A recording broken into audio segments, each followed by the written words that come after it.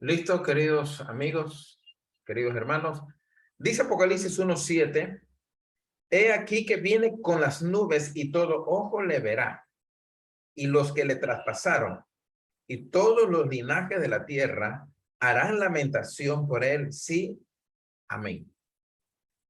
Bien, este es uno de los pasajes de muchas religiones, bueno, no religiones, sectas, para describir, por ejemplo, hay una religión, la secta de los Testigos de Jehová, que creyó que Cristo iba a venir en el año 1948, perdón, 1914, no me concentro todavía, estoy arreglando los cables aquí, que venía en 1914 y, y bueno, y se prepararon para esa fecha y llegó la fecha y no. Lo que ocurrió fue la Primera Guerra Mundial. La Primera Guerra del Mundo. Ellos esperaban un paraíso, ellos esperaban que la paz del mundo llegue a la tierra con la llegada de Jesucristo, pero lo que llegó fue una guerra. Así que, y como no llegó físicamente, porque la profecía era que llegaban físicamente, tú puedes leer sus libros antiguos como Estudio de la Escritura, o usted puede vivir para siempre en el paraíso de la tierra. Bueno, todos los libros antiguos, que ya no los sacan, dicen que era un retorno físico. Pero como no llegó, pues lógicamente dijeron que llegó espiritualmente por medio de la palabra. Así que toda persona que profetice la fecha de la venida de Cristo realmente es un fracaso de ministerio. El que diga que Cristo viene en tal fecha, que viene para las trompetas, que viene para septiembre, que viene para dentro de tal fecha, que sacan cálculos del Estado judío del 48, y que haciendo esto y que no sé qué, que el Vaticano y que el gregoriano, que el hebreo, y sumando y restando, y este año bisiesto, perdón, bisiesto. Bueno, cuando tú escuches a un predicador hablar de fechas, déjalo de seguir. ¿Por qué? Porque ya no está hablando doctrinalmente. Ya está hablando carnalmente. Porque Dios prohibió dar fechas. Nadie lo sabe. El día ni la hora nadie lo sabe. Así que tengamos presente eso. No podemos dar fechas. Tengo muchos predicadores que conversaron conmigo un tiempo atrás y me dijeron que iba a venir en tal fecha. Llegó la fecha y no llegó y desaparecieron del mapa. Bien, dice aquí. He aquí que vienen con las nubes. Las nubes simbolizan la presencia de Dios. Se empleó una nube como la manifestación visible de la presencia de Dios con Israel durante el vagar por el desierto. Vamos a leer Éxodo capítulo 13, verso 21, cómo Israel tuvo una nube, era la misma presencia del Señor, que los guiaba de noche y de día. De noche era el fuego, una columna de fuego, y de día la nube. Dice así, vamos a ver, 13:21. Y Jehová iba delante de ellos en una columna de nube para guiarlos por el camino, y de noche en una columna de fuego para alumbrarles, a fin de que anduviesen de día y de noche. Nunca se apartó de delante del pueblo la columna de nube de día, ni de noche la columna de fuego. Qué chévere, ¿no? Saber que el Señor está guiándonos ahí, ¿no? Que el candente sol no llegue porque está la nube protegiéndonos. Es una muestra de su amor. Bien, entonces, de ahí sacamos conclusiones que la nube representa la presencia de Dios o simboliza la presencia de Dios. Por ejemplo, en el punto 2 dice que al dar la ley de Dios en el Antiguo Testamento, en el monte Sinaí, una espesa nube sobre el monte llegó. Una espesa nube. ¿Te imaginas la presencia, el nivel de la presencia que había ahí? Una espesa nube. Vamos a ver Éxodo 19:16. Hasta esta altura yo creo que tú ya dominas rápido buscar los libros, ¿no? 19:16 dice, aconteció que el tercer día, cuando vino la mañana, vinieron truenos y relámpagos y una espesa espesa nube, o sea, fuerte, bien concentrada, espesa nube. Ahí está. ¿Qué es la nube? La presencia. Espesa nube sobre el monte. ¿Quién estaba en el monte? Dios. Aquí saquemos conclusiones entonces que la nube tiene que ver con la naturaleza del Señor, su presencia.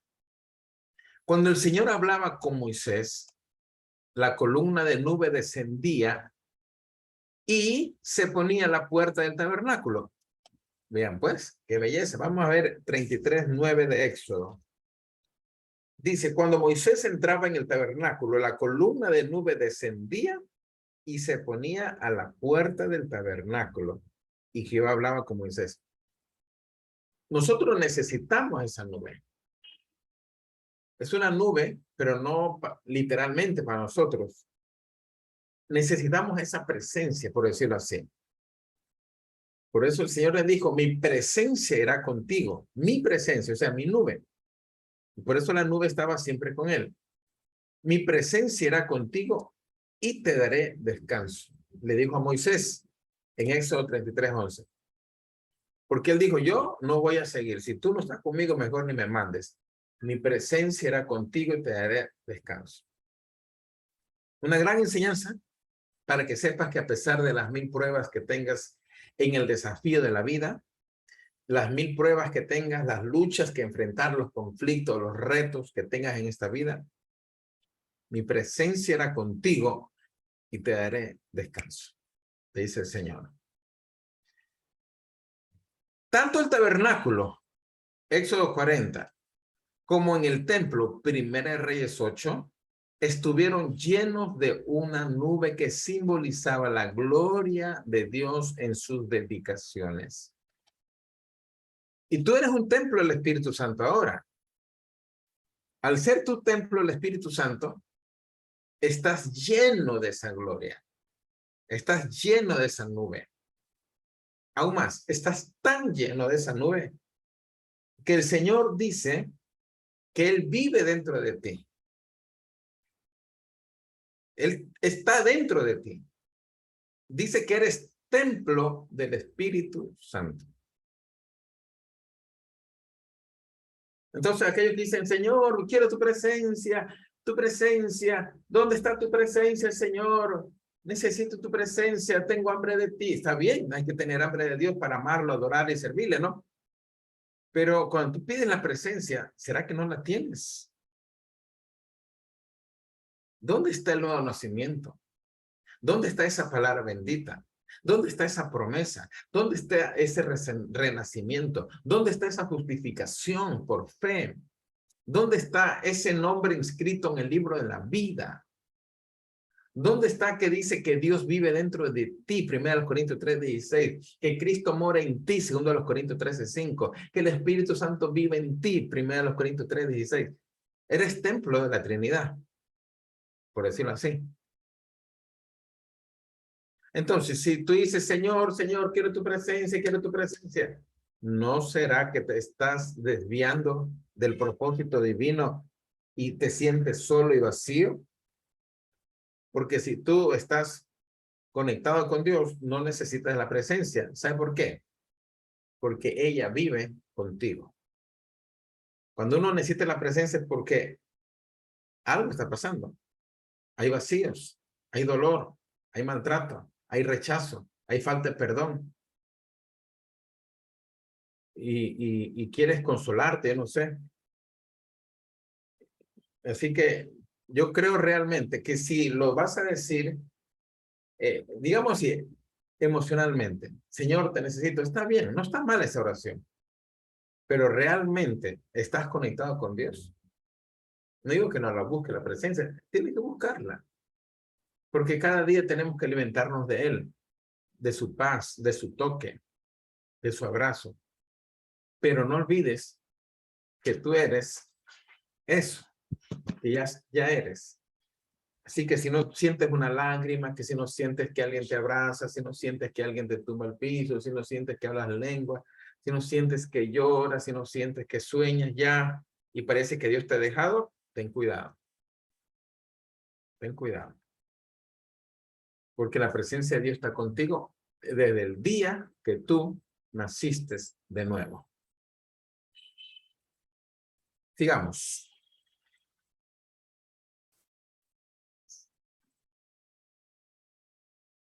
Dice así, Jesucristo ascendió a los cielos en una nube. Vamos a leer Hechos 1:9. Hechos 1:9.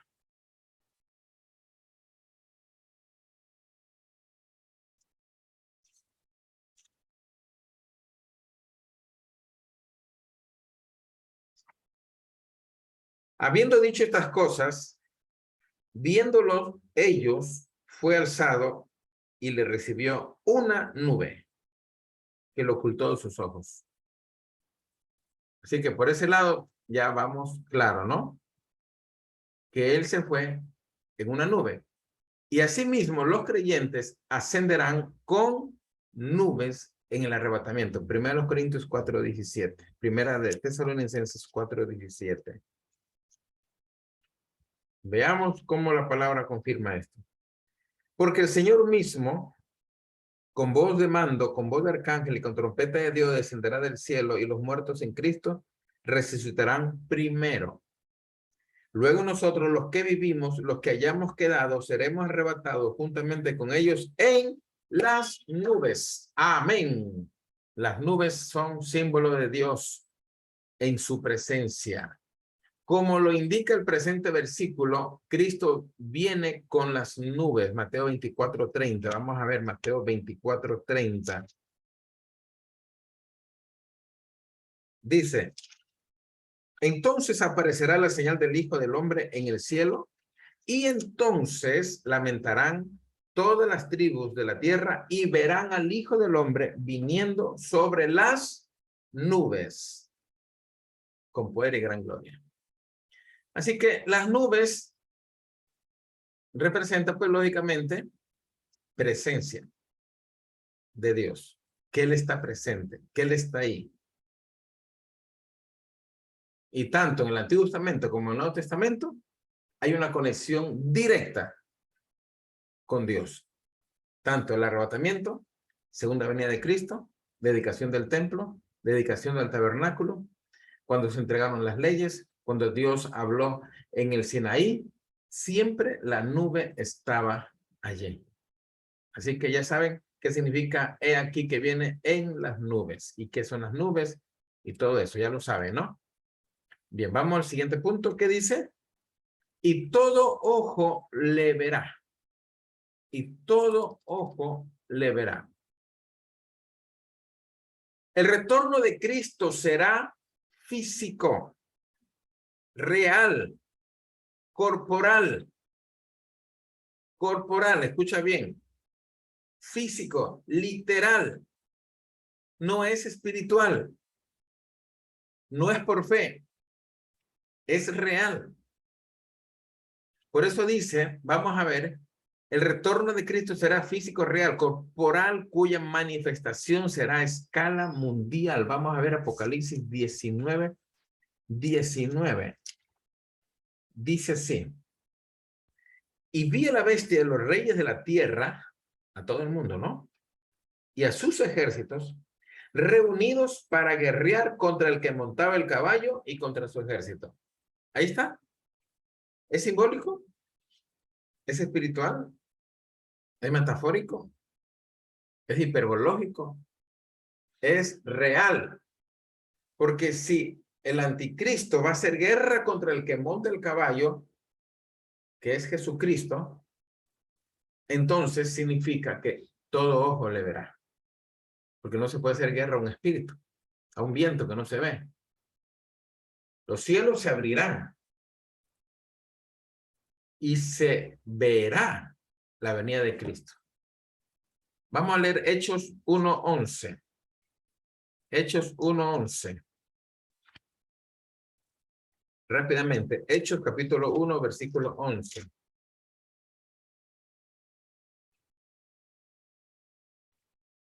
Los cuales también le dijeron, varones galileos, ¿por qué estáis mirando al cielo? Este mismo Jesús que ha sido tomado, literalmente llevado,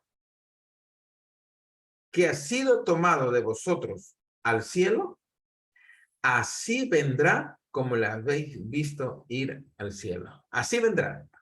Se fue, dice la Biblia que se ocultó detrás de una nube.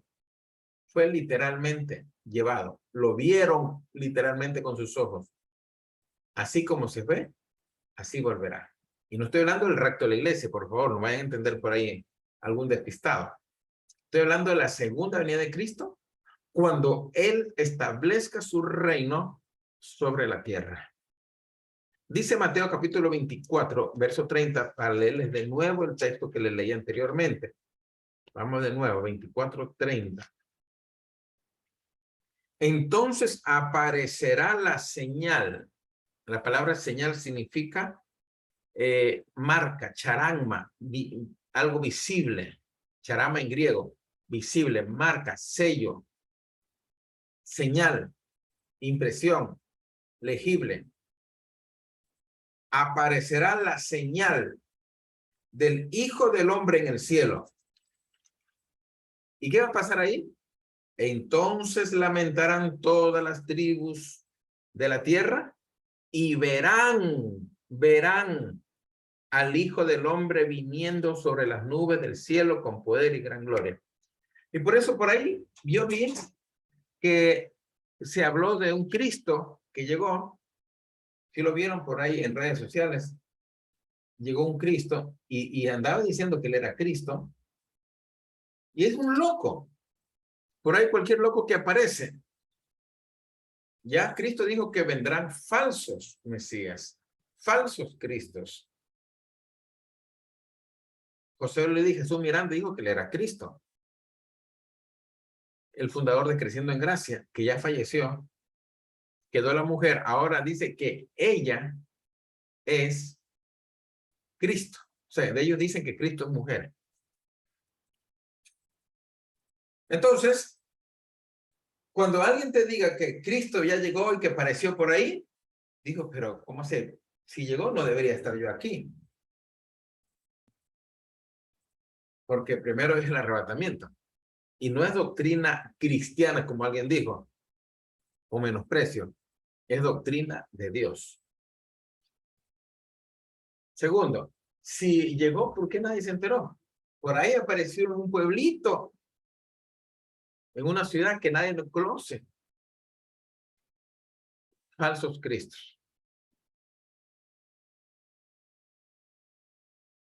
Dice, punto número 4, será como el relámpago del cielo con manifestación y gran gloria. Lucas 17, 22. Veamos. Lucas 17, 22.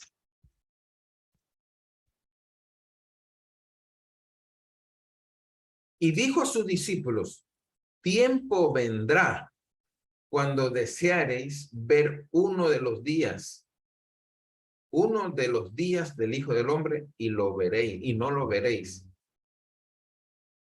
Y os dirán, helo aquí, helo allí, no vayáis, ni lo sigáis. Porque como el relámpago que dice, fulgurar resplandece desde un extremo del cielo hasta el otro, así también será el Hijo del Hombre en su día. Ya el Señor advirtió, no vayan tras esos que dicen que son Cristos, ni les crean. Por ahí sacaron un judío que llegó Cristo.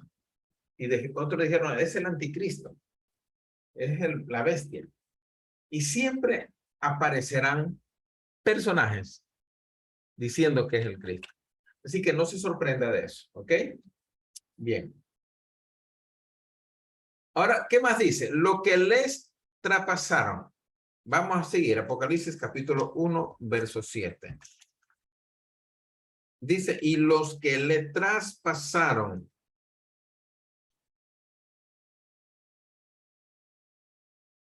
y todos los linajes de la tierra harán lamentación por él. Sí, amén. Bien, viene la pregunta, ¿quiénes son los que le traspasaron a Cristo? ¿Quiénes son los que traspasaron a Cristo? Aquí le hicieron con esta lanza, un hueco. Y dice la Biblia que salió agua y sangre. Por ahí estaba leyendo un libro sobre la muerte de Cristo y decía que cuando sale agua y sangre de la herida es porque el corazón explotó de dolor. Y eso dice la Biblia. Agua y sangre salió. Derramó su última gota de sangre. Lo traspasaron. Bien. ¿Cuál es entonces lo que le traspasaron? ¿Los romanos o los judíos? ¿O nosotros los pecadores? A ver, quiero ver esos comentarios. ¿Cuáles le traspasaron? Quiero leerlos. Dice que no me escuchan. No me asusten. ¿Me están escuchando? Hagan así el dedito si me escuchan. Ah, ya. Listo. A ver, ¿quiénes le traspasaron? Número 1, los judíos. Número 2, los romanos. Número 3, todos los pecadores. A ver, quiero ver esos comentarios en este momento. ¿Cuál dice? Y los que le traspasaron harán lamentación.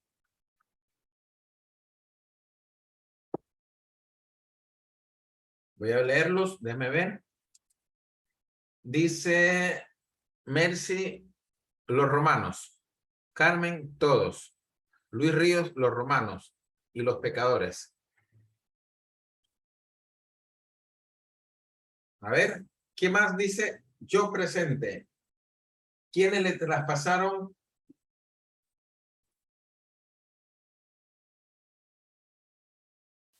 Segundo, Velata. Los romanos, dice. ¿Seguro que los romanos? ¿Seguro que fueron los romanos?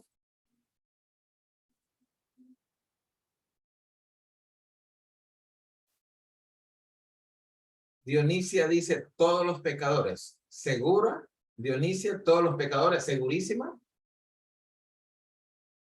¿O te ha puesto un viaje a la República Dominicana? ¿Estás segura que fueron todos los pecadores? Walter Villa dice nuestros pecados. José Malán, los judíos. Bien.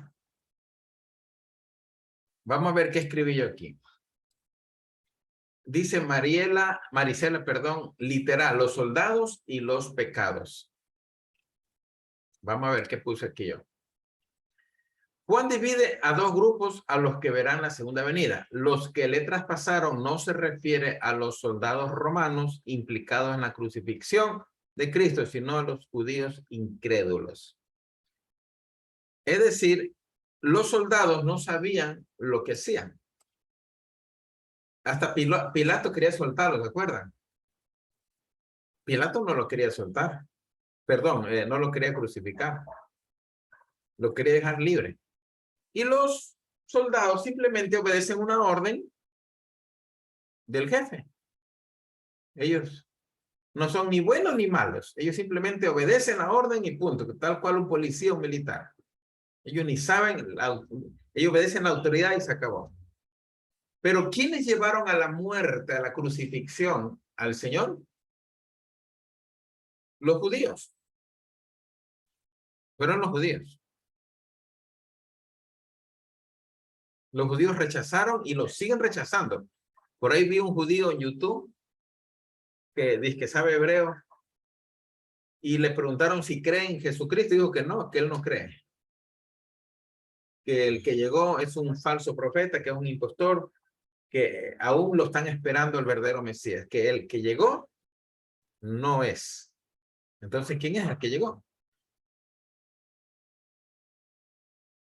Bien, entonces, los que lo crucificaron literalmente literalmente, ¿quiénes fueron los judíos incrédulos?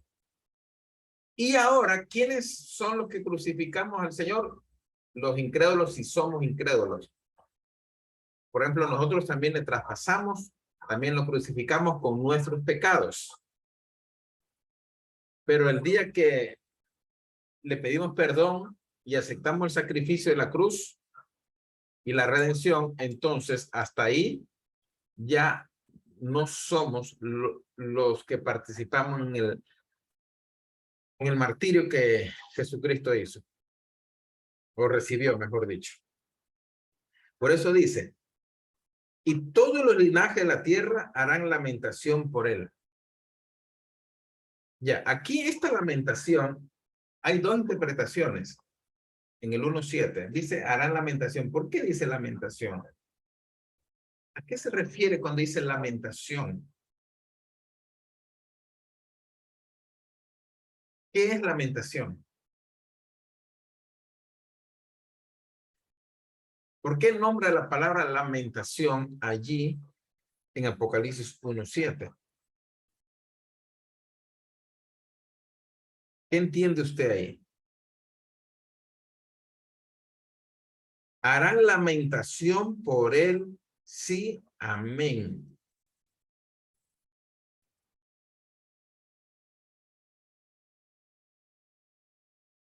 Dice así. Y derramaré sobre la casa de David y sobre los moradores de Jerusalén espíritu de gracia y de oración. Y mirarán a mí a quien traspasaron y llorarán como se llora por el hijo unigénito, afligiéndose por él como quien aflige al primogénito. Entonces ya sabemos qué significa y esta gente que dice que se lamentaron, harán lamentación por él. ¿Ya saben qué significa? A ver, ¿quién me lo podría decir en comentarios? ¿Qué entiende ahora que sabe Zacarías 12:10? ¿A qué se refiere cuando dice y todas las tribus, todas las lenguas, todas las naciones, todos los linajes de la tierra, todo el mundo harán lamentación por él?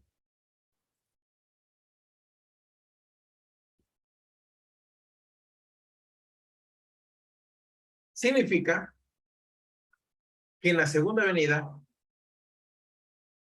la gente llorará pidiendo perdón. Llorarán afligiéndose, pero es algo bonito.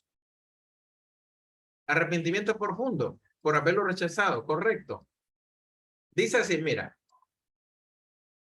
y derramaré sobre la casa de David y sobre los moradores de Jerusalén espíritu de gracia y oración. Espíritu de gracia y oración. O sea que esta gracia llegará a su corazón, orarán y mirarán a mí a quien traspasaron. Ahí está la profecía. Y mirarán a mí a quien traspasaron. Y dice que van a llorar.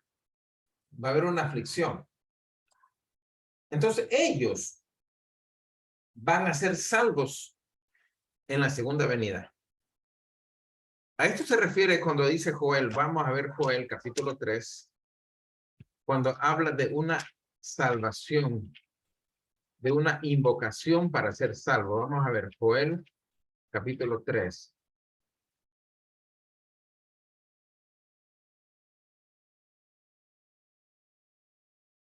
A ver, Joel.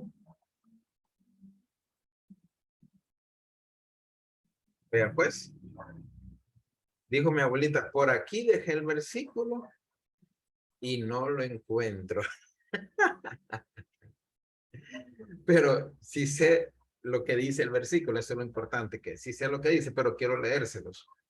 A ver, vamos, yo eso lo encuentro. Eso lo encuentro. Ah, ya lo encontré. Está en Joel 2:31. Vamos a leer desde el 30. Joel 2:30. Y daré prodigio en el cielo, en la tierra, sangre y fuego y columnas de humo. El sol se convertirá en tinieblas y la luna en sangre antes que venga el día grande y espantoso de Jehová.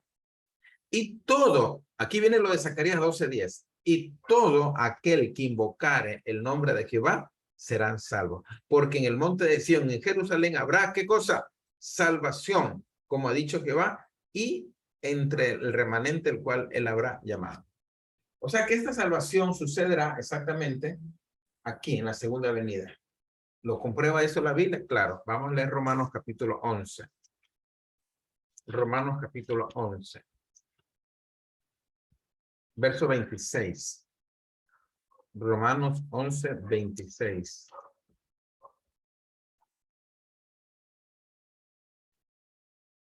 Mire, cuando tú leas Apocalipsis 1:7, vas a leer Zacarías 12:10, Joel 2:32 y Romanos 11:26 para entender el contexto. Dice, vamos a leer desde el 25. Porque no quiero, hermanos, que ignoréis este misterio, para que no seáis arrogantes en cuanto a vosotros mismos, que ha acontecido a Israel endurecimiento. Ahí está lo que dijo una hermanita en comentarios, por su dureza, porque le rechazaron. O sea, la dureza del corazón. Su endurecimiento en parte, hasta que haya entrado la plenitud de los gentiles. Y luego todo Israel será, ¿qué? Salvo. Todo Israel será, ¿qué? Salvo. ¿Cuándo sucederá eso?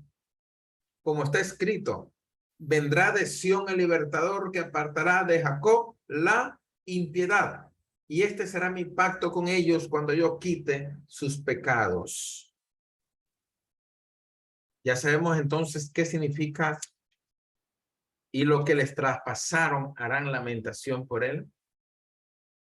Entonces, ¿quiénes les traspasaron? Los judíos incrédulos, igual que nosotros. Porque si Cristo viniera hoy, también lo hubiéramos crucificado. Igual, exactamente igual.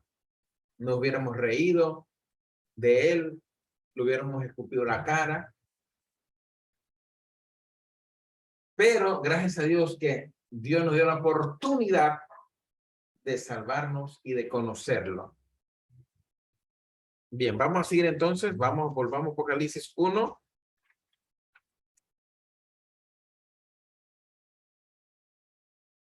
Vamos a ver qué dice aquí. Describe el segundo grupo como todos los linajes de la tierra. Son naciones gentiles incrédulas como el pueblo judío. Ellos también harán lamentación por Cristo. Parte de ese lamento puede estar relacionado con el arrepentimiento de los que son salvos en aquel tiempo, dice Apocalipsis 7:9. Yo siempre había escuchado a muchos predicadores cuando dice, y todos los que le crucificaron o le traspasaron harán lamentación. A mí me lo había enseñado que la gente incrédula haría lamentación, pero no de arrepentimiento, sino de miedo. Harán lamentación. O sea, ¿por qué? ¿Por qué lo crucifiqué? ¿Por qué? ¿Por qué? ¿Por qué lo hice? ¿Por qué lo hice? Bueno, esa es la actitud que me habían enseñado a mí. Pero realmente, entendiendo la palabra ahora, nos damos cuenta que esa lamentación que va a haber en lo que les traspasaron se refiere exactamente a la restauración de la nación de Israel. Por eso el nombre aquí, espíritu de gracia y de oración, y mirarán a quien traspasaron. ¿Dónde? Sobre la casa de David. ¿Y sobre qué más? Sobre los moradores de Jerusalén. ¿Por qué? Porque está hablando exactamente de Jerusalén. O sea, está hablando de Israel, del proceso de Dios, de la salvación de Israel.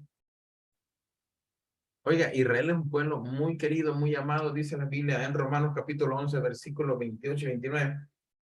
A causa de sus padres, aunque ellos están en la incredulidad, ellos no creen, pero son amados. Ellos no creen en Cristo y a nosotros, a mí me da coraje que no creen en Cristo, pero son amados por Dios. Y gracias al desprecio que ellos hicieron a esa salvación, que nosotros aceptamos a Cristo. Porque si ellos lo hubieran aceptado, ningún gentil se hubiera salvado. Pero ya Dios se la sabía toda. Y por eso estamos aquí. Bien, sigamos. 1:8. Apocalipsis 1:8. Yo soy el alfa y el omega, principio y fin, dice el Señor, el que es, el que era y el que ha de venir, el Todopoderoso. Cuando alguien te diga, a ver, muéstrame un versículo que diga que Jesucristo es Dios, lee el Apocalipsis 1:8. Porque el Señor está diciendo literalmente, yo soy el alfa y el omega. La alfa es la primera letra del alfabeto griego y omega es la última. O sea, yo tengo la posición de Dios. Soy el que doy comienzo y pongo fin a las cosas. El que controlo todas las cosas. Yo soy Dios, principio y fin, dice el Señor. Y luego dice, el que es, el que era y el que ha de venir. Y luego dice, el Todopoderoso. ¿No demuestra ese pasaje que Jesucristo es Dios? Alfa y Omega. El Nuevo Testamento fue escrito en el idioma griego. Lenguaje neotestamentario de aquel tiempo era interpretado como divinidad. O sea, cuando alguien decía alfa y omega, soy el alfa y el omega, eso era divinidad. Y si un hombre común y corriente lo hubiera dicho, lo apedreaba. Y Jesús lo dijo con propiedad. Por eso en Mateo 5:17 dice, mi Padre hasta ahora trabaja y yo trabajo. Por eso los judíos aún más procuraban matarle, porque no solo quebrantaba el día de reposo, sino que decía que Dios era su Padre, haciéndose pasar por Dios. Y que era su Padre. Él es mi Padre, o sea, divino, divinidad. Y cuando desea alfa y omega, es una prescripción de Dios. Vamos a ver. Alfa y omega son la primera y última letra del alfabeto griego, por lo cual se asume que Dios es el que da comienzo a todo, como le dije, y el final, el Señor de la historia. Y tenemos, por ejemplo, que el Señor Dios Todopoderoso dijo en Isaías 44:6, yo soy el primero, yo soy el postrero. ¿Ah? Apocalipsis 21:6, yo soy el principio y fin. 22:13, el primero y el último. Tal cual Dios ocupa este lenguaje divino para decir yo soy el primero, soy el postrero, son exactamente las mismas palabras de Jesucristo en el Nuevo Testamento. Si Apocalipsis fuera escrito en hebreo, entonces el texto diría yo soy Aleph y la Ta. Las letras griegas alfa y omega representan a las hebreas Aleph y Ta. Aleph y Ta, que no solo se consideraban como la primera y la última del alfabeto, sino también por medio de esos títulos descriptivos. Dios está revelando que su carácter eterno para la edificación de la fe en los creyentes. Vamos a ver. Pero tú eres el mismo y tus años no acabarán. Tú eres el mismo y tus años no acabarán. Es decir, ¿qué tenemos aquí?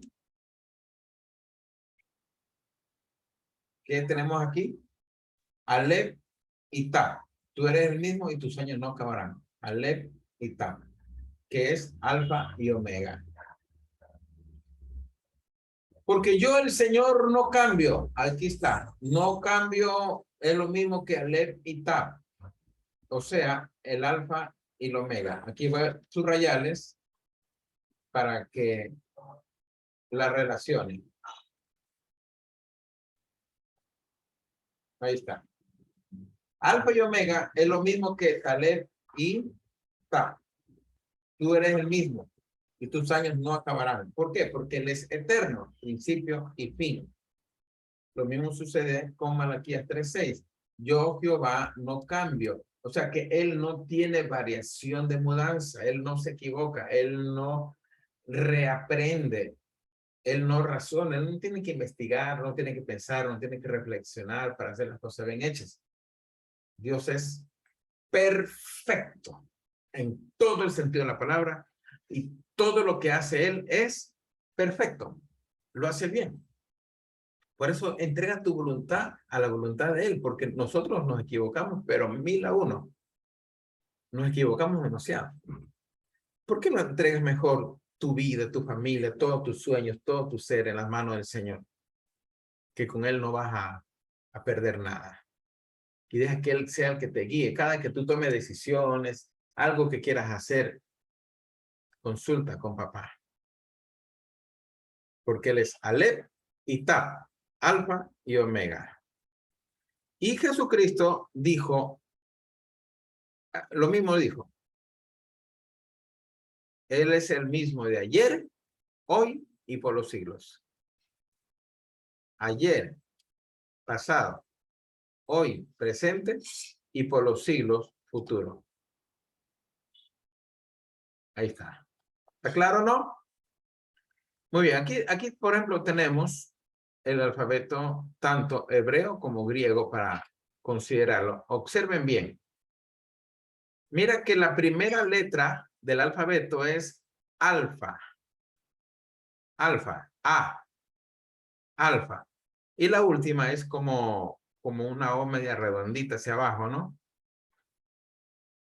La omega. Y en hebreo, la primera letra es Aleph, que es esta de aquí, y Tab, que es la última. Entonces, tanto Aleph como Tab, o Alfa y Omega, exactamente está hablando de la divinidad de Cristo. Porque en el Antiguo Testamento, Dios, Jehová de los ejércitos, era Aleph y Tab. Y si Cristo dice que es el Alfa y el Omega, es porque es Dios, señores. Cristo es Dios. Cristo es Dios. Cristo es Dios.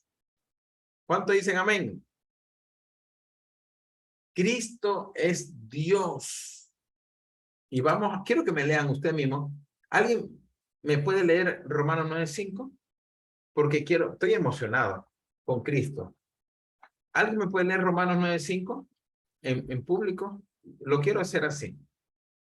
Quiero que alguien lo lea. ¿Me lo pueden leer? Ya está activado el micrófono. ¿Lo pueden leer? ¿Alguien que me lo lea, por favor? Romanos 9:5. Romanos 9:5. Sí. De quienes son los patriarcas y de los cuales, según la carne, vino Cristo, el cual es Dios sobre todas las cosas, bendito por los siglos. Amén. Amén. Es Dios sobre todas las cosas. Así que una de las mejores muestras de la divinidad de Cristo es el Apocalipsis 1:8. Bien. Siguiente. Dice aquí que Él es el Todopoderoso. Vamos a ver. Sigamos. La última frase del 1:8 de Apocalipsis dice el Todopoderoso, que en hebreo se lee El Shaddai. Aquí está la palabra Shaddai. Dios Todopoderoso en hebreo. Considerando que Jesús es Dios Todopoderoso, el Shaddai en hebreo, y cuyo título le pertenece a Dios en el Antiguo Testamento, ¿eso dice? ¿El Shaddai? Vamos a ver. Génesis 1, 17:1, vamos a ver. Génesis 17:1. Para comprobar si esto es cierto. Génesis 17:1.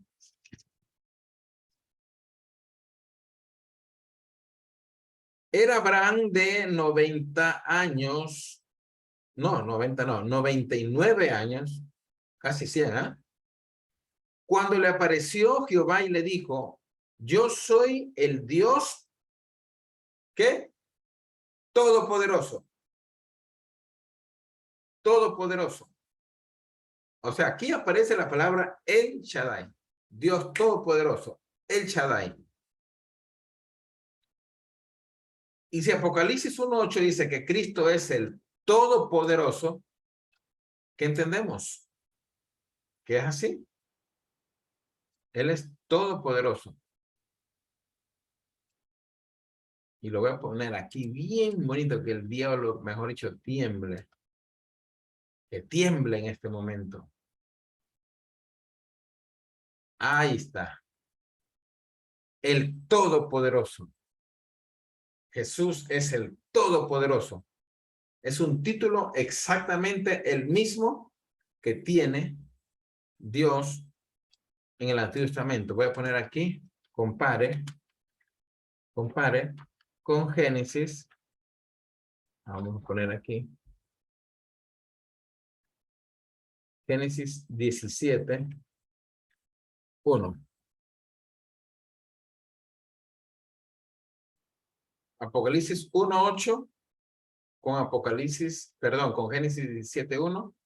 Tenemos aquí que habla que tanto Dios como Jesús son el Todopoderoso.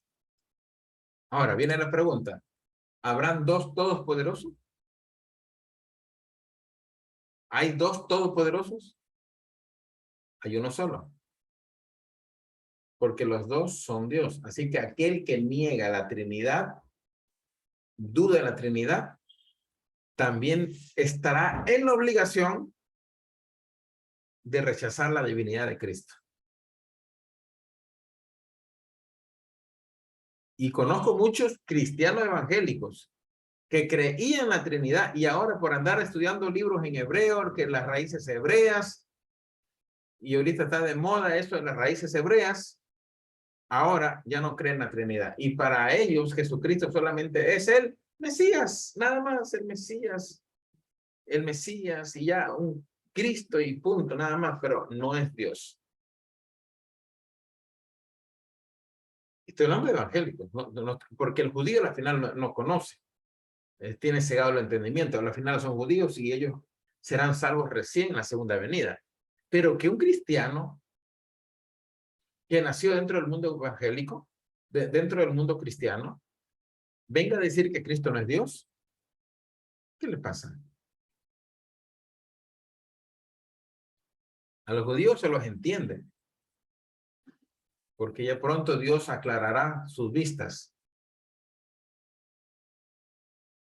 Pero que un cristiano evangélico, gentil, un gentil diga, no, Cristo ya no es Dios, porque la teología de la Trinidad es satánica, es católica y sale con cosas raras.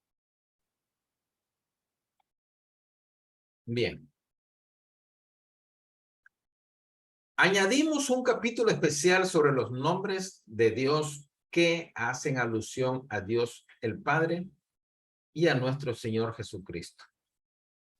Porque como estamos hablando de la deidad de Cristo, pues aquí vamos a hacer una pausa de 4 minutos para que se me estiren los huesitos, porque vamos a entrar a los nombres de Dios.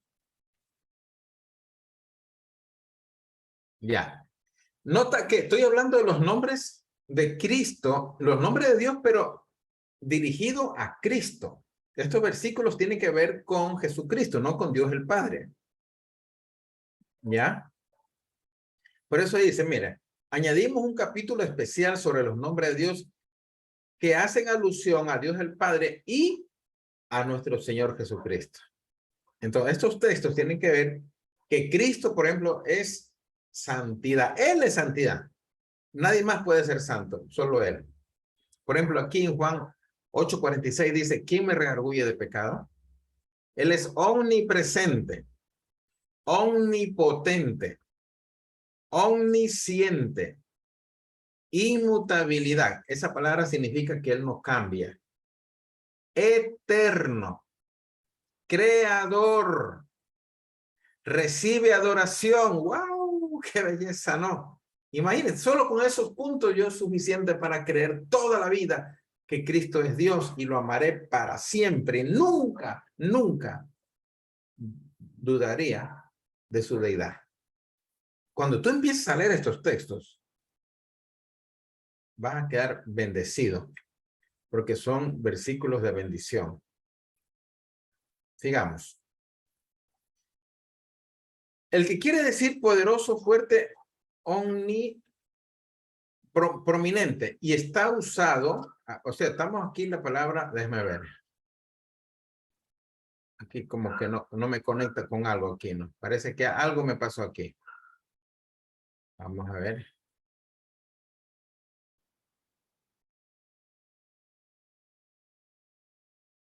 Bueno, aquí algo me pasó. Ya, luego les verifico. Bien. Él quiere decir poderoso, fuerte y prominente. Y está usado 250 veces en el Antiguo Testamento. Vamos a leer lo que dice, por ejemplo, un solo versículo agarremos. 28.3. 28.3 de Génesis. Vamos a ver, 28.3 de Génesis. Y el Dios omnipotente te bendiga y te haga fructificar y te multiplique. Está hablando, está hablando justamente del Todopoderoso, que había más comentarios y no lo había terminado. ¿Ya?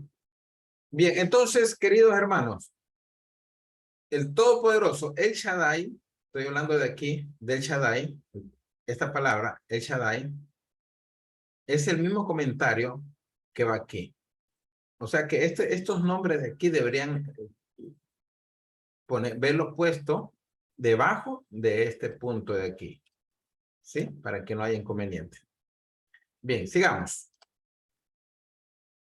Elohim, Dios, ocurre 2570 veces en el Antiguo Testamento. Aparece solamente en Génesis 1, 32 veces. Es Dios el creador conservante, trascendental, trascendente, poderoso y fuerte. Mira, alguien me dijo si era malo decirle a Dios Elohim. Yo le dije, no, ¿por qué no? Dalo, dile. No, porque por ahí me dijeron que no hay que leer raíces hebreas. Puede leerlo. ¿Por qué va a ser malo leer raíces hebreas? Léelo.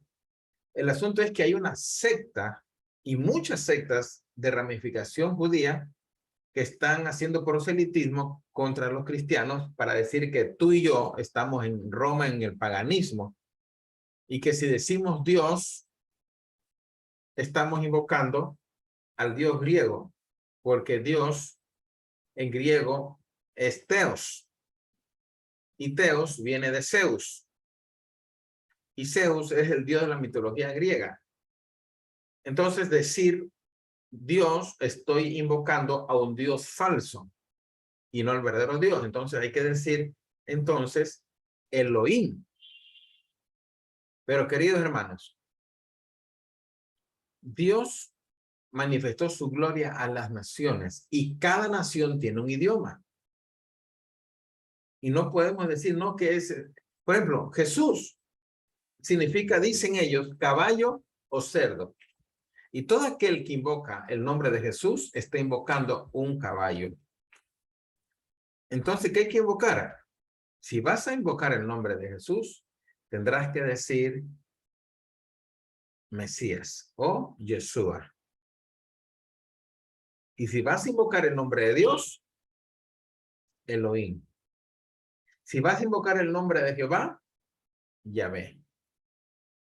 Si vas a hablar del Espíritu Santo, Ruach.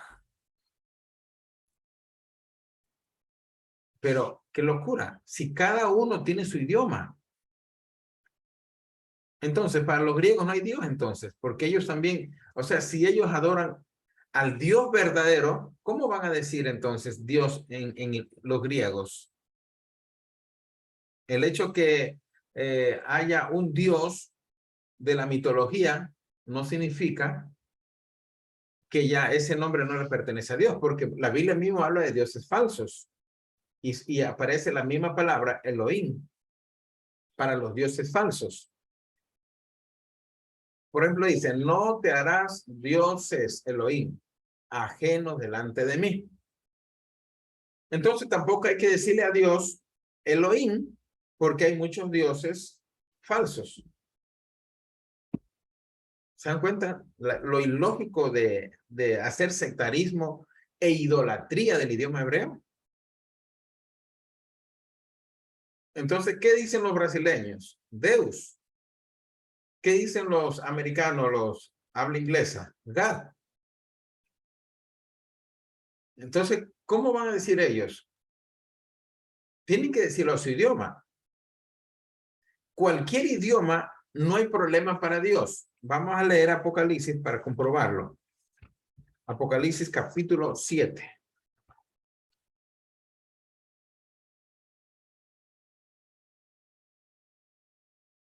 Mira. Versículo. Daniel, Apocalipsis capítulo 7, verso 9. Apocalipsis 7, 9. Después de esto, miré, y aquí una gran multitud, la cual nadie podía contar. ¿De quiénes? De todas naciones. 1, tribus. 2, pueblos. 3, lenguas, idiomas. 4, lenguas, idiomas, que estaban delante del trono y en la presencia del Cordero, vestidos de ropa blanca y con palmas en las manos. Entonces, ¿qué hacemos con estas lenguas? ¿Acaso Dios dice, el día que tú me invoques tendrás que hacerlo en hebreo? Porque si lo dices en español, estás invocando a otros dioses. Una ridiculez. Así que la palabra Elohim también va dirigida a los dioses falsos. Entonces, hacer cortes de lenguaje para darle un significado, porque eso están haciendo de Jesús. G significa caballo. Sus significa saltar, alegría. Entonces, caballo que salta alegría. O he aquí el caballo, alegre. Entonces, ¿qué van a decir de Sandro? San viene de los santos, de los ídolos, porque hay San Pedro, San Pablo, San Jerónimo, San Luis. Entonces, Sandro. Uy, no, ese es un dios, cuidado, es un demonio, porque es Sandro. O sea, está uniendo dos palabras, porque entonces me tendrían que decir dro, nada más. O sea, mira la ridiculez de estar jugando a los idiomas y hacer, por ejemplo, ya está grabado, ya están grabándose, y hacer, por ejemplo, conexiones de letras con letras para sacar un significado absurdo. ¿Ok? Aquí está, Elohim. ¿Puedes decir Elohim? Sí. ¿Puedes decir Jesus? Sí. Señor, sí. Adonai, sí. Cristo, sí. Mesías, sí. Yeshua, sí. Como quieras. Jehová, sí. Yahweh, sí. Adonai, también. ¿Acaso Dios te va a decir, no, no, hijo, no me llames así? El Ayón, Dios Altísimo. Este es otro nombre maravilloso que se presenta en el libro de Génesis. Y da a entender que Dios está por encima de, mejor dicho, de todos los cielos y que el universo es una pulga, lo que para el ser humano son millones de años luz, porque ya viene un lenguaje humano que ya no de tanta distancia que tiene el universo, ya no se puede contar en kilómetros, sino en años luz. Años luz. ¿Y sabes cuánto es un segundo de año luz? Son 300,000 kilómetros. Eso significa 8 veces darle la vuelta a la Tierra en un segundo. Dale 8 veces la vuelta. 1, 2, 3, 4, 5, 6, 7, 8. Bueno, eso es un segundo de año luz. ¿Te imaginas 1.000.000 de años luz? ¿Las distancias? Billones, trillones de años luces. Y todos esos billones de años luz para Dios es un granito de arena. Hasta menos. Porque Dios es todopoderoso. Es grande. Dios altísimo. El Ayón. El Roy. Dios que ve. Dios quien se revela a sí mismo. Cuando él dice el Roy, te está diciendo, yo me revelo y lo que tú vas a ver de mí es lo que yo me revelo hacia ti. O sea, tú no puedes conocer a Dios al menos que Él se revele de Él mismo. Por eso hay gente que quiere conocer a Dios y va a buscar a ver si encuentran a Dios. Nadie puede venir al Padre si Él mismo no lo trajera. Por eso hay personas que se ríen del Evangelio, se ríen del cristianismo, se ríen de la palabra, porque como no lo han saboreado, como aquel que no ha saboreado la naranja. Si tú la chupas, qué rica. ¿Qué sabor tuvo, Señor? No sé, yo no la probé. Listo, mientras tú no pruebes a Dios, mientras tú no pruebas a Jesucristo, mientras tú no pruebes la vida espiritual, no me puedes hablar nada. Así que a ellos Dios no se le ha revelado. Aún más, el Dios de Silo, con D minúscula, ha cegado el entendimiento a los incrédulos para que no les resplandezca la luz del Evangelio. Y si a ti se reveló ya Dios, es el Roy.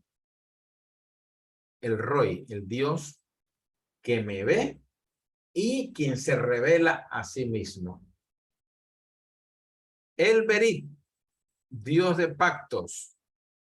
En aquel tiempo estabais sin Cristo, alejados de la ciudadanía de Israel, ajenos a los pactos de la promesa, sin esperanza, sin Dios en el mundo. Lejos del llamado. Pero una vez que tú conociste al Roy, el Roy, entonces Dios es el Berit, Dios de pactos. Por eso dice Jeremías capítulo 31, he aquí yo hago un pacto. Ahí está, Berit, un pacto nuevo con vosotros, no como el que hice con vuestros padres, un pacto nuevo. Y Jesucristo dijo cuando estaba en la última cena, porque esta es mi sangre del nuevo pacto, Berit, que por mucho es derramada. Haced esto en memoria de mí. El Berit. ¿Por qué estás en Cristo? Por el Berit, porque es Dios de pacto. ¿Ok? Bien. El Shaddai. Eso ya lo hablamos un poquito, ¿no? El Shaddai. Dios el Todopoderoso, a Dios o Dios todo suficiente, usado 48 veces en el Antiguo Testamento y 31 veces en Job. Fue usado primeramente en Génesis 17:1, que ya lo leímos. Y 2, Génesis capítulo 31, verso 29, etcétera, etcétera, etcétera, etcétera, etcétera. En Apocalipsis 16:7, el Señor Dios Todopoderoso. Así se lo identifica, el Señor Dios Todopoderoso. La Septuaginta, que ya aprendimos qué es la Septuaginta, que es la traducción del idioma hebreo al griego, porque en el tiempo de Cristo o en los tiempos después de la cautividad, la lengua hebrea no era una lengua dominada, porque todo Israel se había, la antigua generación había muerto. Por ejemplo, mira, los quichuas, los ancianitos hablan quichua, y los jóvenes, los que nacen en las ciudades, no hablan quichua, no hablan. Habrá uno que otro, pero los que nacen en Guayaquil, Quito, en Cuenca, los que nacen en las ciudades no hablan quichua. Estoy hablando de los niños que nacen en las ciudades. Hablarán palabritas que escuchan a los abuelos o a los padres, pero no hablan el quichua. Entonces, cuando Babilonia se llevó cautivo a los judíos en el año 600 antes de Cristo y los tuvo 70 años, escuchando otra lengua, no el hebreo, la lengua babilónica. Entonces, ¿qué pasó con el hebreo? Los que hablaban hebreo, pues, murieron, y los que nacieron en Babilonia ya no eran portadores del hebreo, aunque a lo mejor sabían algunas palabras. Y luego vino los medos y los persas, lo dominaron, y luego vino los griegos, que Grecia representa la filosofía, el koiné, como le llaman, representa lo máximo en conocimiento. Así que todo aquel que en ese tiempo quería ser un buen ciudadano, inclusive los romanos, tenían que hablar en griego, porque el griego era la lengua dominante en toda Judea y Asia Menor y parte de Europa y norte de África. Entonces, ¿qué hicieron los 70 eruditos? Tradujeron el idioma hebreo, que sí fue escrito el Antiguo Testamento en hebreo, y lo tradujeron al griego en el año 250 antes de Cristo. Entonces, ahora el Antiguo Testamento lo tenemos traducido al griego, y del griego pues salieron los demás idiomas. Aunque los judíos no están de acuerdo con la Septuaginta, porque para ellos el idioma griego es un idioma pagano. Ellos dicen que es el hebreo, el hebreo, el hebreo, el hebreo, y que el hebreo es bendito, el hebreo es santo, y aquel que habla en otros idiomas como el griego está invocando la mitología. Por eso dice que la Septuaginta, ya sabemos que es una versión entonces, ¿no? La versión de los Septuaginta. Usa el griego ikanos, que quiere decir todo suficiente o autosuficiente.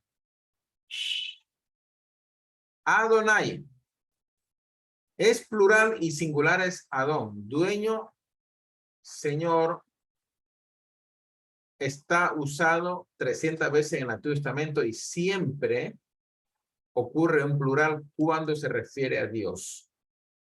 Cuando aparece en el singular se refiere al ser humano.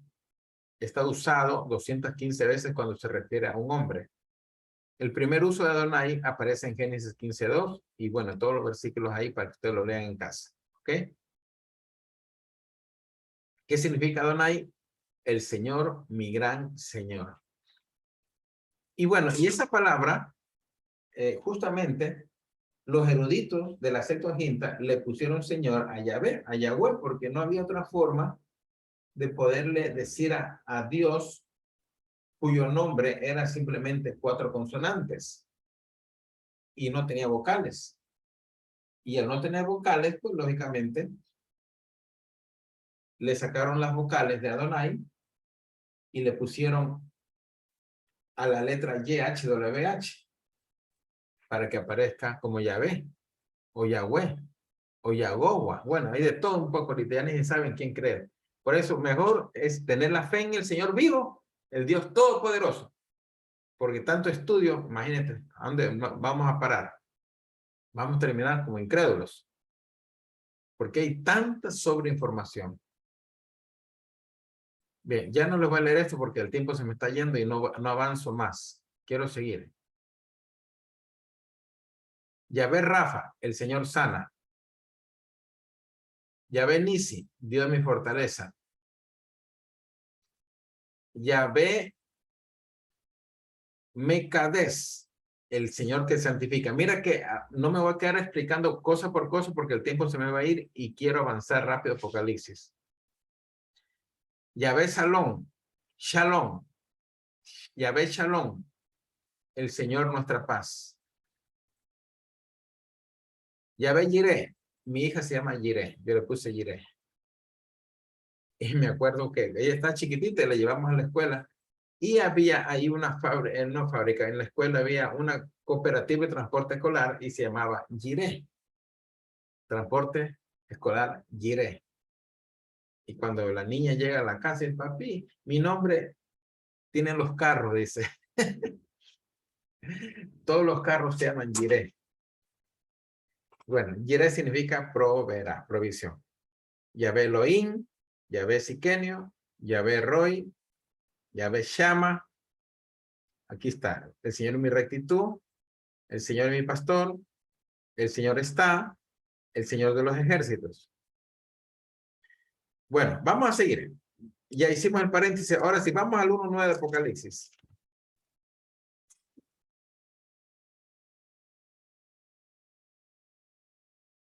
Apocalipsis 1.9.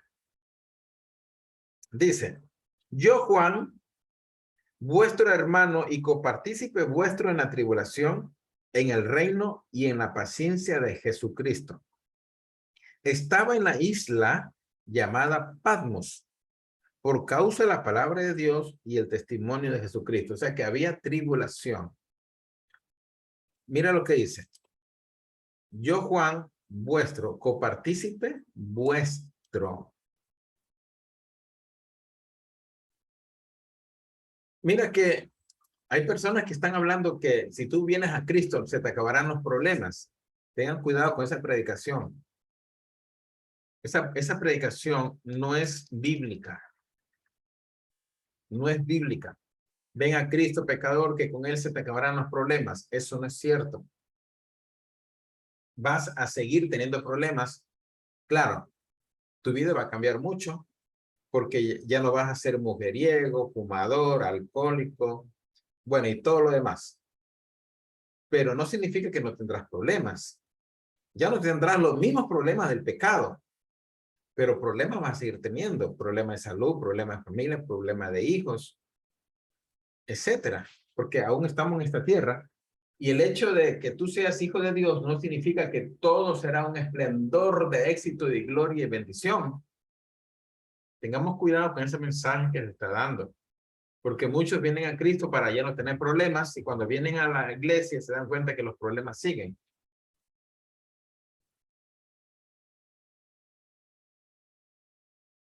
Dice, el apóstol Juan estaba desterrado en la isla Patmos. Él había perdido su libertad por causa de la fe en su Dios. Él da por sentado que los creyentes deben, ¿qué cosa? Padecer por la fe. Por eso dice, copartícipe vuestro. ¿Y qué dice la Biblia?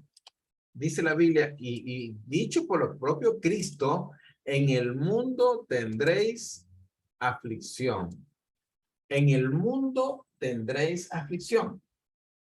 Por más que tú quieras vivir tranquilo en la casa de tus sueños, con buen trabajo, por causa de la fe vas a tener aflicción.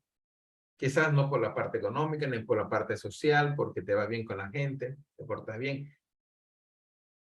Pero y si viene una persecución, porque eso, tú sabes que la iglesia es vulnerable en esa parte, vienen las leyes de la ONU, y ya hoy se ven leyes en contra de la iglesia, en contra de los valores, en contra de la familia.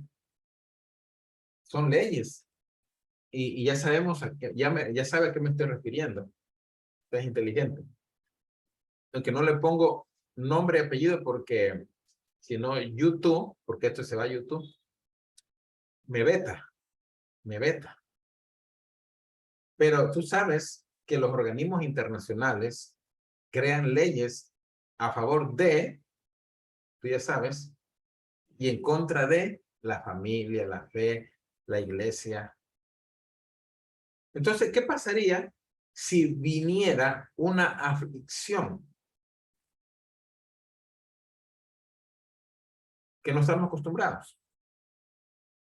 y cerraran todas las iglesias y todas las cuentas de Facebook que prediquen la palabra serán cerradas, y Zoom cierra la cuenta de todos los que predican la palabra, y hay una persecución. Ve, ahí hay un predicador que está predicando, vaya, mátelo. Hay un hermano que también tiene la Biblia. Cristo dijo a eso: en el mundo tendréis aflicción. No se refiere a los problemas económicos, problemas de salud, problemas normales domésticos de la vida. Está hablando de la fe. En el mundo tendréis aflicción, pero confiad, yo he vencido al mundo. Todos los que quieren vivir piadosamente en Cristo Jesús serán, ¿qué cosa? Uy, no, esta parte está fuerte, ¿ah? Segundo Timoteo 3:12. Todos los que quieren vivir piadosamente en Cristo Jesús serán perseguidos. Todos los que quieren vivir piadosamente en Cristo Jesús. O sea, mira, este punto es, hay gente que me dice, pero desde que yo me entregué a Cristo, los problemas se me vinieron encima.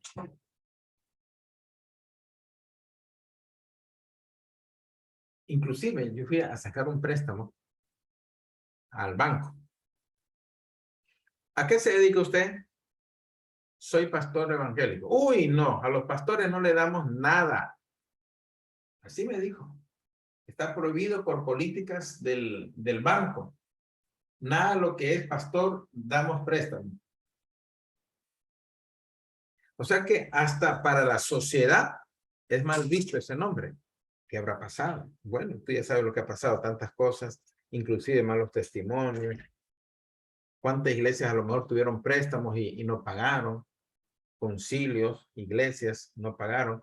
Y entonces estamos vetados. Cuando antiguamente la iglesia primitiva conmovía al mundo, lo hacía pedazos, enmudecía a los reyes y por eso lo mandaban a los leones. Ahora el mundo hace pedazos a la iglesia. Ahora el mundo la tiene tan dominada, el sistema lo tiene tan dominado al creyente, que el creyente ya no es el creyente, ahora es lo que circunstancialmente diga el sistema. Lamentablemente ahí llegamos. En Hechos 14:22 dice, es necesario que por muchas tribulaciones, dice muchas tribulaciones, entremos al reino de Dios. ¿Estarías tú dispuesto? ¿Estarías tú dispuesta que por causa de Cristo seguir adelante en la lucha a pesar de las tribulaciones que puedas tener en esta vida? ¿Hay alguien del grupo aquí que ha pensado seriamente en dejar a Cristo? ¿Hay alguien aquí del grupo que ha pensado, planificado enfriarse? Porque es una decisión enfriarse. Y todo aquel que se enfría termina dejando al Señor al final. Por eso nunca dejes congregarte, nunca dejes de alimentarte. Si no puedes ir a una iglesia por ciertos motivos, nunca dejes de crecer en la palabra. Conéctate con Dios. ¿Ok? Dice Santiago 1:2. Tened por sumo gozo, hermanos míos, cuando os halléis en diversas, ¿qué cosa? Pruebas. Ahí está. Ya lo da por sentado. Romanos 5:3 dice, nos gloriamos ¿en qué? En las tribulaciones. En ningún momento una tribulación, una prueba, una persecución podría acabar con la fe de los creyentes. Peormente un marido inconverso. Peormente la burla de los amigos. Nadie podrá terminar con tu fe. Ni la vida, ni la muerte, ni los ángeles, ni potestades, nada. A Cristo se lo ama para siempre. ¿Cuántos dicen amén? Amén. Dice aquí 7. Los que padecen según la voluntad de Dios, 1 Pedro 4:19. Los que padecen, aquí pongo. Los que padecen según la voluntad de Dios. Mira que todos estos versículos no está hablando de que tendremos gozo y alegría y que seremos ricos, aunque si quieres ser rico es decisión tuya. Ya eso es personal. Yo también quiero ser rico, yo no quiero ser pobre. Quiero invitar a la gente a comer encebollado y no tener plata, imagínate, qué feo, ¿no? Es bueno tener plata para invitar a una parrillada a los amigos, para compartir una palabra, regalar diccionarios, regalar Biblias. Eso es bonito. O sea, si tú tienes plata, qué bueno que compartas con los amigos, con los hermanos, con la familia. Pero eso hay que tener. Pero aquí nada tiene que ver que en el evangelio tú vas a ser exitoso, que serás rico y empresario. No. El evangelio no es para que seas rico. Si quieres ser rico, trabaja con negocios. Pero el evangelio tiene que ver solo con la fe, solo con la palabra, solo con el mundo espiritual. Y para eso sí, la Biblia dice, tendrás aflicción, serás perseguido, tendrás muchas tribulaciones, tendrás pruebas, tendrás tribulaciones, vas a padecer. ¿Te das cuenta? ¿Qué dice aquí Hebreos? Otros experimentaron vituperios y azotes, y además de esto, prisiones y cárceles fueron, ¿qué cosa? Apedreados, aserrados, puestos a prueba, muertos a filo de espada, anduvieron de acá para allá cubiertos de pieles de ovejas y de cabras, pobres, angustiados, maltratados, de los cuales el mundo no era digno, errando por los desiertos, por los montes, por las cuevas y por las cavernas de la tierra.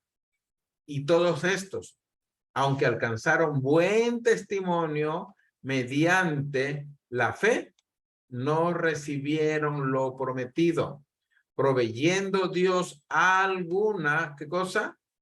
Alguna cosa mejor para nosotros, para que no fuesen ellos perfeccionados aparte de nosotros. Hebreos 11:36. Solo con este pasaje, hermano, yo ya me quebranto.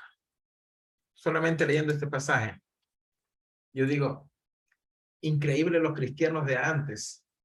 Ninguno se desanimó. Ninguno renunció. Ninguno se enfrió. Le daban con todo. Le daban la vida a Cristo. Cuando antes habían discipulado, decía, discipulado número 1, ¿estás dispuesto a ser decapitado por causa de Cristo? Amén. Clase número 2, ¿estás dispuesto a ser comido por los leones por causa de Cristo? Amén. Discipulado número 3, ¿estás dispuesto a ser quemado vivo por la causa de Cristo? Amén. Bienvenido a la familia de Dios. Esos eran los discipulados de antes, de la iglesia primitiva.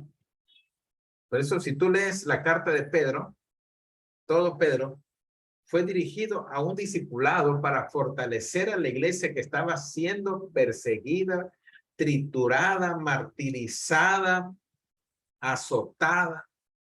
Y Pedro escribió eso. Por eso dice en 1 Pedro 4:19, para los que padecen según la voluntad de Dios, porque la iglesia primitiva estaba padeciendo. Y por eso Juan en Apocalipsis dice copartícipe. O sea, él no estaba aparte. Copartícipe vuestro en la tribulación. ¿Están listas para sufrir por la causa de Cristo? Cuando los apóstoles fueron latigados, le dieron látigo en las espaldas con aquellas varas romanas. Dice que les dolió, lógicamente, con carne y hueso, pero salieron gozosos, contentos, porque fueron dignos de padecer por el nombre de Cristo Jesús. Fueron dignos. Es decir, que el martirio era una dignidad, porque ese martirio era por causa de Cristo. Una pastora la metieron presa. ¿Y por qué? Me dijo. Yo le dije, ¿por qué? Porque predicar a Cristo. Qué bonita esa fe. Estar preso por causa de Cristo, ya, yo me la gozo. Claro que es duro estar de las rejas, ¿no? Pero por causa de Cristo.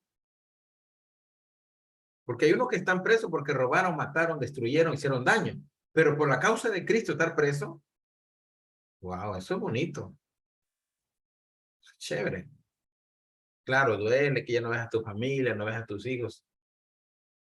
Pero que se diga que tú estás ahí porque predicaste a Cristo, yo creo que eso es bonito. ¿Sí o no? Si algún día te meten preso por la causa de Cristo, ¿cómo reaccionarías? ¿Te sintieras bien o te sintieras mal? Ahí te lo dejo en tu pensamiento. Estos textos demuestran que el verdadero evangelio que Jesucristo enseñó, contrario al que se predica en estos tiempos, el evangelio moderno de riqueza, abundancia y buena vida. Es lo que te decía, ¿no? El evangelio del éxito, de la prosperidad y de la abundancia.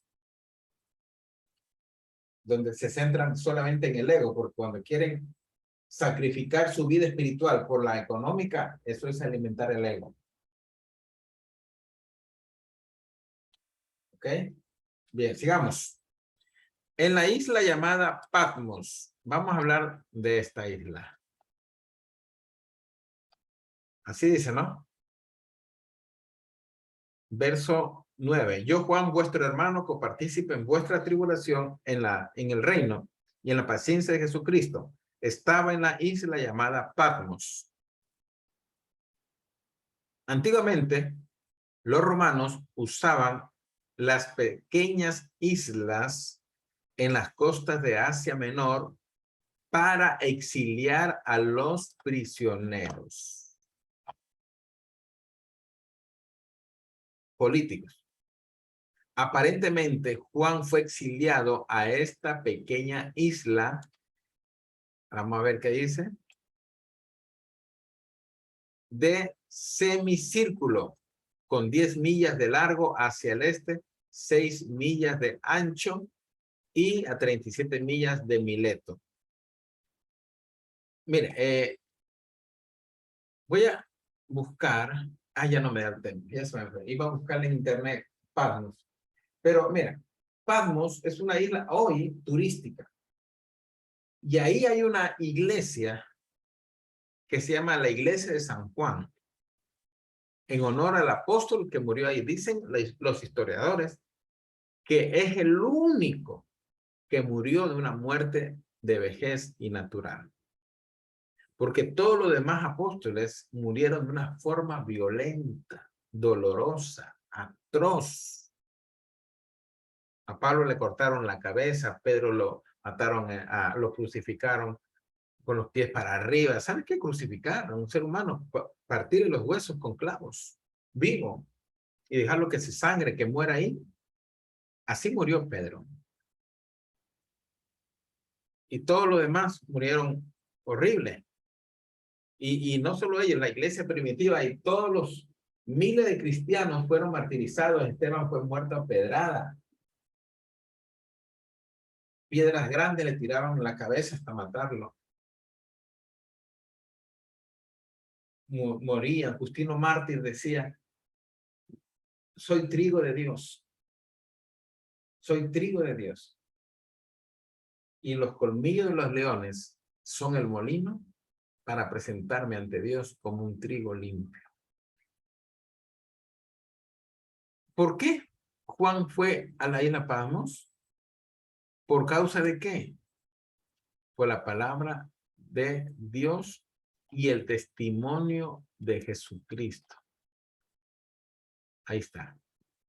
Por causa de la palabra de Dios y del testimonio de Jesucristo. Son los mismos martirizados de Apocalipsis 24 que dicen que fueron decapitados por causa de la palabra de Dios y el testimonio de Jesucristo. O sea, así como la iglesia primitiva padeció por el emperador romano y sufrió como Séptimo Severo, por ejemplo, por eso le decían Severo, Séptimo Severo, fue un hombre que había escuelas de tortura y solo era contra los cristianos. Lo mismo sucederá en los tiempos de la gran tribulación. El anticristo va a tener escuelas de tortura para torturar hasta la muerte, hasta que ya no dé vida a todos aquellos que tengan la palabra de Dios y el testimonio de Jesucristo. ¿Podrán aguantar?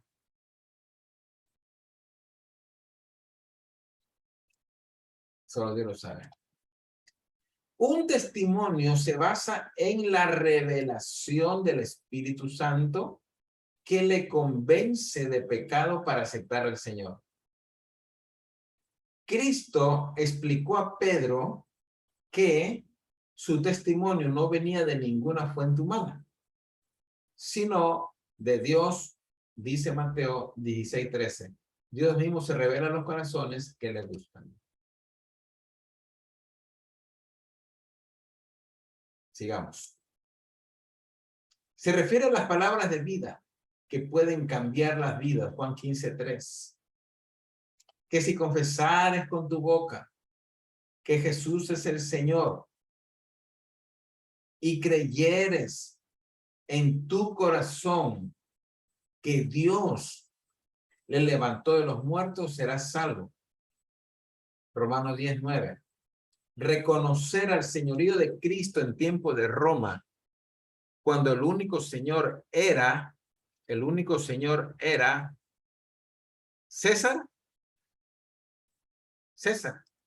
el emperador, era cuestión de vida o muerte. Los cristianos primitivos decidían no darle culto a César y por esta causa eran perseguidos y muertos. Entonces, la persecución era por causa de la palabra de Dios que se predicaba. Tremendo, ¿no? Tremenda la palabra de Dios.